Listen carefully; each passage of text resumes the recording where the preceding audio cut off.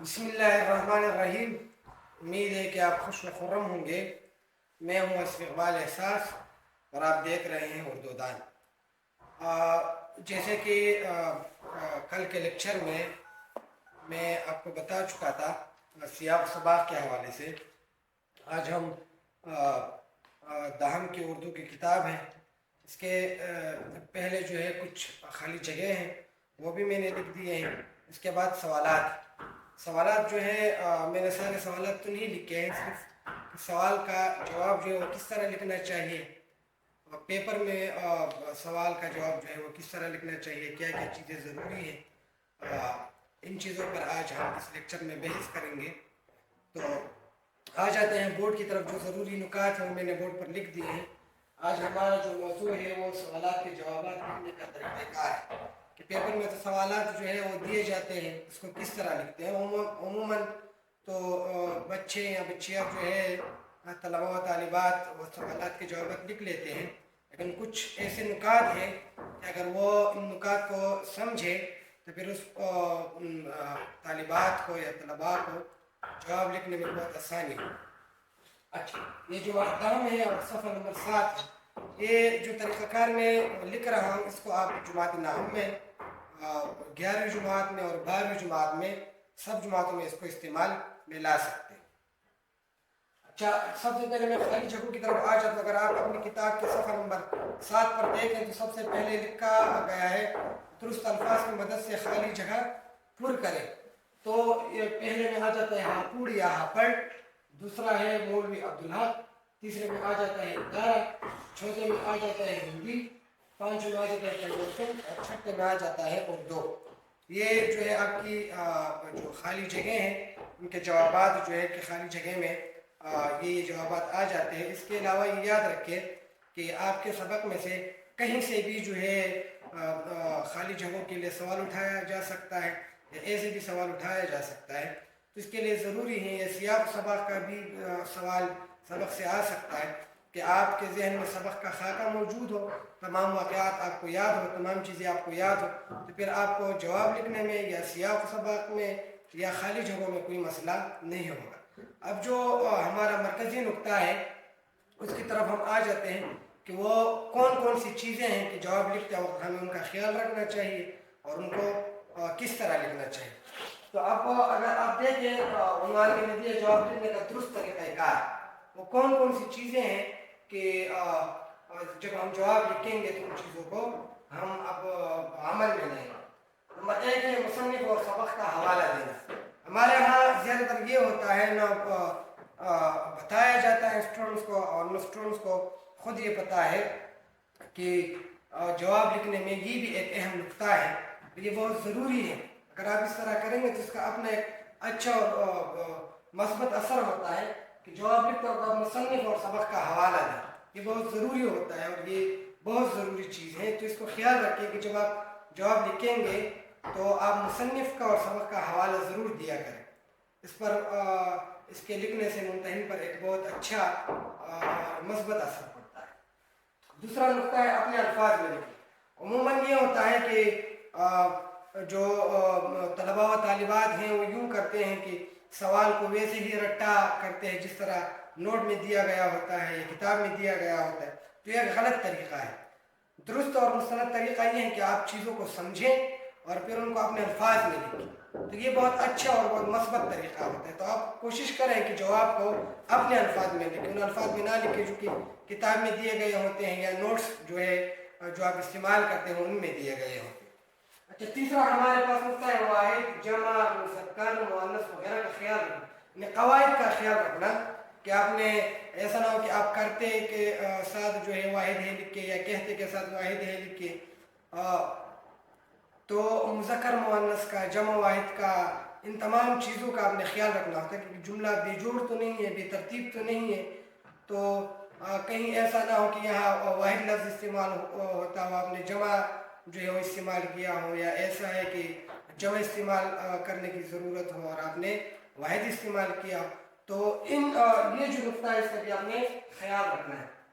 اگلا ہے سوال نمبر کا خیال رکھنا۔ ہمارے یہاں اکثر یوں ہوتا ہے کہ طلباء اکثر یہ غلطی کرتے ہیں کہ जैसे सवाल नंबर 1, 2, 3, 4, 5 इस तरह डाल लेते हैं। तो ज़रूरी ये है कि सवाल या पेपर में जो सवाल का नंबर दिया गया, अगर वो सवाल नंबर 7 है तो आपने लिखना है जवाब सवाल नंबर 7 का आपने जवाब लिखना है। तो आपने फिर 3 नहीं डालना है कि मैं पहला सवाल कर रहा हूँ या दूसरा कर रहा हूँ या तीसरा सवाल कर रहा हूँ। आपने वही नंबर डाल देना है जो कि जिस सवाल को आप करना चाहते हैं, चाहे वो छठा सवाल है, पहला है, दूसरा है, पांचवा है, जो भी है। तो ये इसका आपने बहुत ख्याल रखना है। अपने हिसाब से 1, 2, 3 नंबर नहीं लगाने हैं, कि वही नंबर देना है जो कि पेपर में दिया गया है।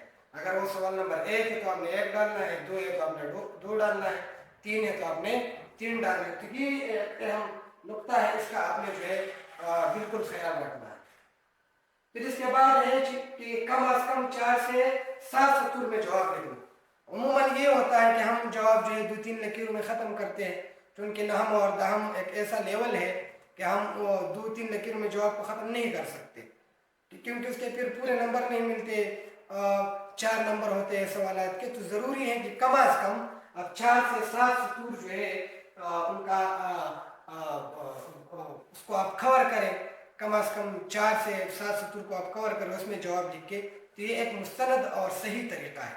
अच्छा, और फिर इसके बाद लगता है अगले सवाल और इस जवाब के बीच एक लकीर खाली छोड़ना। अक्सर ये हो जाता है कि तलबा व तालिबात ये गलती करते हैं कि एक जवाब लिख दिया, फिर इसके बाद दूसरा सवाल डाल लेते हैं। तो सही तरीका ये है कि पेपर हल करते वक्त आपने इसका ख्याल रखना है कि अगर आपने एक जवाब लिख दिया तो इसके नीचे वाली जो लकीर है उसको खाली छोड़ दे, फिर इसके बाद वाली जो लकीर है उसमें अगला सवाल जो है वो लिखना शुरू कर दे। ये एक सही तरीका है। फिर इसके बाद रमूज़ औक़ाफ़ का ख्याल रखना। हमारे यहाँ ज़्यादातर ये होता है तो ये एक बहुत ज़रूरी नुक्ता है कि कहाँ सख्त इस्तेमाल करना है, कहाँ तफसीलिया इस्तेमाल करना है, कहाँ ख़त्मा इस्तेमाल करना है, कहाँ वावेन इस्तेमाल करना है। तो इन तमाम चीज़ों का अपने ख्याल रखना होता है कि रमूज़ औक़ाफ़ का इस्तेमाल जो है वो बहुत ज़रूरी है और वो आप सही जगह पर जो है करें। इसके बाद है टॉपिक देना अगर ज़रूरत। अगर टॉपिक सवाल कोई ऐसा है कि जिसमें टॉपिक देना ज़रूरी है तो आप बिल्कुल टॉपिक दें। ये बहुत ज़रूरी है कि आप टॉपिक दें और इसका एक मस्बत असर पड़ता है। अब यूँ डायरेक्ट शुरू ना करें, इस पर फिर ये होता है कि मतलब मुमतहिन पर अच्छा असर नहीं पड़ता। तो आप कोशिश करें कि अगर जवाब ऐसा है कि इसमें टॉपिक देने की ज़रूरत है तो उसको ज़रूर दिया करें। इसके बाद टॉपिक के लिए अलग रंग का इस्तेमाल करना।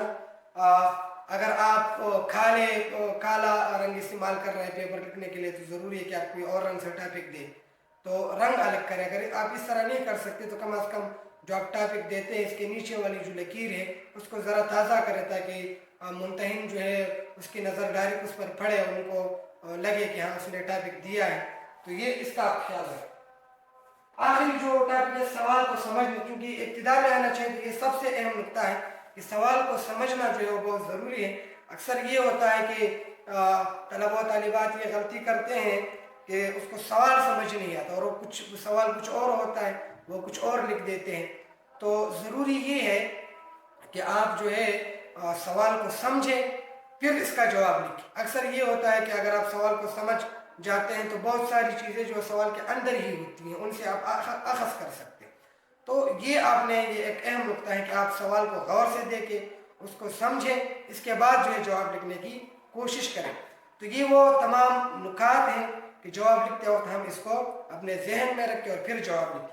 रमूज़ औक़ाफ़ का ख्याल रखना है, मुसन्निफ़ और सबक का हवाला देना है, 4 से 7 सतूर पे लिखना है, खाली लकीर छोड़ देनी है, टॉपिक की अगर ज़रूरत हो तो वो देना है, सही अपने अल्फाज में लिखना है। तो ये तमाम वो नुकात हैं कि इसको आपने अपने जहन में रखना है और फिर जवाब लिखते वक्त आपने इसको इस्तेमाल में लाना है। अब हम आ जाते हैं कि जो है किताब में एक सवाल दिया गया है जुमात दहन की किताब में। पहला सवाल है कि मौलवी अब्दुल हक ने रियासती हैदराबाद दक्कन में क्या खिदमत अंजाम दी। अब ये सवाल है, तो अगर आपने सबक पढ़ा है और समझा है तो वो तमाम नुकात आपके जहन में आ जाएंगे। आपने उस नुकात को जो है अपने अल्फाज में लिखना है, उसको जो है आपने कैटेगराइज करना है, फिर देखें। अब यहाँ देखिए, मैंने मौलवी अब्दुल हक के रियासत हैदराबाद दक्कन में खिदमत, मैंने ये टॉपिक दिया है और उसको एक अलग रंग से मैंने लिखा है। اور آخر میں نے تفصیلیہ جو ہے وہ ڈالا ہے. تفصیلیہ تب ڈالتے ہیں جب آپ تفصیلات کا ذکر نیچے کرتے ہیں. اگر آپ نے یہاں رابطہ ڈالنا ہے تفصیلیہ نہیں ڈالنا ہے تو پھر آپ یہاں سے شروع نہیں کریں گے, پھر آپ یہاں سے شروع کریں گے. لیکن چونکہ میں نے تفصیلیہ ڈالا ہے تو اس صورت میں آپ جو ہے یہاں سے شروع کریں گے. تو آپ نے ذہن میں رکھیں کہ اگر رابطہ ڈالنا ہے تو پھر یہاں سے شروع کرنا ہے, اگر تفصیلیہ ڈالنا ہے تو پھر یہاں سے شروع کرنا ہے, یعنی دوسری لکیر سے شروع کرنا. اب دیکھیں جواب کو میں نے لکھا ہے کہ مولوی عبدالحق 1895 میں حیدرآباد دکن منتقل ہوئے اور ایک اسکول میں ملازمت شروع کی. یہ ہو گیا پہلا نقطہ. اس کے بعد میں نے ختمہ کیا ہے. پھر دیکھیں پھر صدر محتمم کی حیثیت سے اورنگ آباد منتقل ہوئے, یہ دوسرا نقطہ ہے. اچھا پھر میں نے ختمہ کیا. اس کے بعد دیکھیں پھر عثمانیہ کالج اورنگ آباد کے پرنسپل بن گئے, یہ تیسرا نقطہ ہے. پھر میں نے ختمہ کیا. پھر دیکھیں 1912 میں انجمن اردو کو میں نے واوین میں بند کر دیا, حالانکہ عثمانیہ کالج کو بھی واوین میں بند کرنا چاہیے تھا. اور اس کو بھی چونکہ مجھ سے غلطی ہوگی, اس کو بھی جو ہے اگر ہم واوین میں بند کریں تو زیادہ بہتر ہوگا, مطلب یہ ان جگہوں کے نام جو ہے بالکل واضح ہو جائے. اچھا 1912 میں انجمن ترقی اردو بنایا, تقریباً 1 لاکھ جدید علمی فن اور سائنسی اصطلاحات کا اردو ترجمہ کیا, رسائل جاری کیے, ایک عظیم شان کتب خانہ قائم کیا, عثمانیہ یونیورسٹی کا منصوبہ بنایا, دار ترجمہ قائم کیا. تو یہ وہ تمام خدمات ہیں جو کہ مولوی عبدالحق نے دکن میں انجام دی تھی.